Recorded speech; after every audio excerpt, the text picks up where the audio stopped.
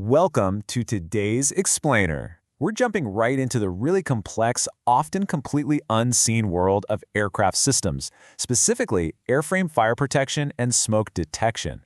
We are going to unpack the invisible engineering that literally keeps flights safe all around the globe. So let's just get right into it. Picture this. You're cruising comfortably at 30,000 feet. Behind the panels, under the floorboards, deep inside the cargo holds, what's the actual first line of defense against the catastrophic failure? Well, it's this highly sophisticated, completely hidden network of fire protection systems. And understanding how these work is absolutely crucial, because they really are the silent guardians of both life and property up in the sky.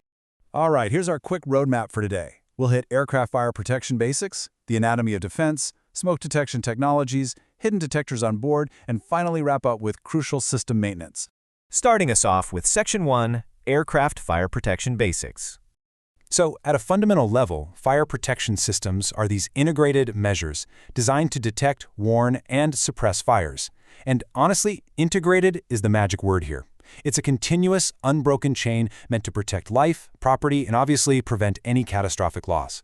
Think about it. If you've got suppression without detection or a warning without a way to suppress it, the whole entire system fails. They have to work together. You know, you really can't fight an enemy you don't understand. And in aviation, the threats vary wildly. On one hand, you've got Class B fires. These involve highly volatile, flammable liquids. We're talking aviation fuel and oil. But then on the other hand, you have Class C electrical fires. These are often smoldering, totally invisible threats hidden right behind avionics panels. Because they're so different, these operating environments require completely specialized defense methods. Moving right along to Section 2, the anatomy of defense. I actually love to think of the system's architecture like the anatomy of a living organism. First, you've got the sensors and detectors. These are basically the nerve endings, constantly feeling out the environment for any anomalies. Second, the control and monitoring units. They act as the brain, processing those nerve signals to figure out if there's real danger. Third, warning and indication devices are the voice, screaming out to the flight crew in the cockpit. And finally, the suppression and extinguishing systems act as the immune response to neutralize the threat. It is a brilliant sequence when you lay it out like that. Next up is Section 3, Smoke Detection Technologies. Look, it all boils down to one simple truth. Detection is literally your absolute first line of defense. Having an early warning is the entire foundation of aviation safety. Why? Because you simply cannot fight what you don't know is there. So how do we find the threat? Well, we use 4 distinct styles of investigators, if you will. Photoelectric detectors look for visual clues, essentially seeing smoke particles scatter light. Ionization detectors look for chemical clues by sensing microscopic changes in electrical currents. Air sampling systems actively pull air in to test it. And then you have duct-mounted detectors, which basically stand guard directly inside the ventilation airflow.